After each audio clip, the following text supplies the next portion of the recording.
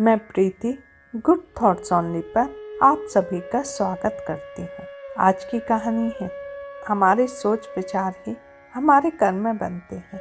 आइए सुनते हैं। एक राजा अपने राज्य में भ्रमण कर रहे थे।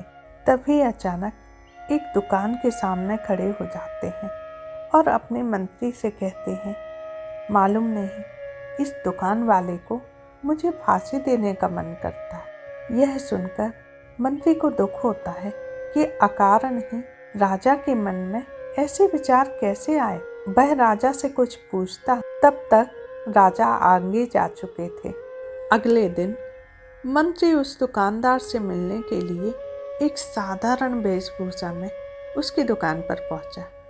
उसने दुकानदार से ऐसे ही पूछ लिया कि भैया आपका व्यापार कैसा चल रहा है। दुकानदार चंदन की लकड़ी बेचता था। उसने बहुत दुखी होकर बताया कि मुश्किल से कोई ग्राहक मिलता है। लोग उसकी दुकान पर आते हैं, चंदन को सूंघते हैं और चले जाते हैं। वे चंदन की गुणवत्ता की प्रशंसा भी करते हैं पर खरीदते नहीं। अब तो केवल उसकी आशा इस बात पर टिकी है कि इस राज्य का राजा जल्दी मरे और उसकी अंत्येष्टि के लिए बड़ी मात्रा में चंदन की लकड़ी खरीदी जाए। वहाँ आसपास केवल एक ही चंदन की लकड़ी की दुकान है, इसलिए उसे पक्का विश्वास है कि राजा के मरने पर उसके दिन जरूर बदलेंगे। अब मंत्री को सारी बात समझ में आ जाती है। राजा उसकी दुकान के सामने क्यों रुका था, क्यों दुकानदार को मार डालने की इच्छा व्यक्त की थी।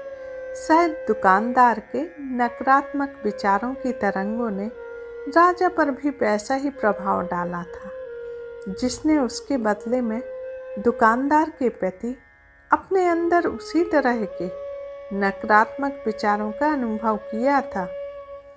बुद्धिमान मंत्री ने उस विषय पर कुछ क्षण तक विचार किया। फिर उसने अपनी पहचान और पिछले दिन की घटना बताए बिना कुछ चंदन की लकड़ियाँ खरीदने की इच्छा व्यक्त की। दुकानदार बहुत खुश हुआ। उसने चंदन की लकड़ी अच्छी तरह कागज में लपेटकर मंत्री को दे दी। मंत्री महल में लौटा तो वह सीधा दरबार में गया जहाँ राजा बैठा हुआ था। उसने सूचना दी कि चंदन की लकड़ी के दुकानदार ने उसे एक भेंट भेजी है। राजा को आश्चर्य हुआ जब उसने बंडल खोला तो उसमें से सुनहरे रंग के श्रेष्ठ चंदन की लकड़ियां और उस सुगंध को देखकर बहुत प्रसन्न होकर उसने चंदन के व्यापारी के लिए कुछ सोने के सिक्के भिजवा दिए। राजा को यह सोचकर बहुत दुख हुआ कि उसे दुकानदार को मारने का अवांछित विचार आया था। जब दुकानदार को राजा से सोने के सिक्के प्राप्त हुए तो वह भी आश्चर्यचकित हो गया। वह राजा के गुण गाने लगा, जिसने सोने के सिक्के भेजकर उसे गरीबी के अभिशाप से बचा लिया। कुछ समय बाद उसे अपने उन कलुषित विचारों की याद आई जो वह राजा के प्रति सोचा करता था। उसे अपने व्यक्तिगत स्वार्थ के लिए ऐसे नकारात्मक विचार करने पर बहुत पश्चाताप हुआ।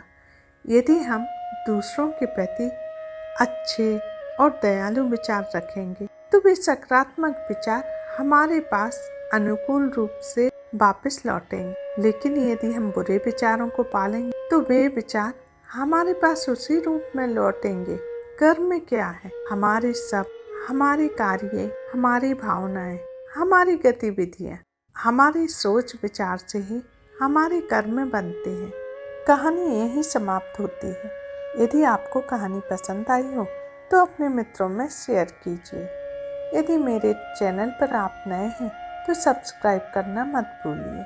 मिलते हैं एक नई कहानी के साथ।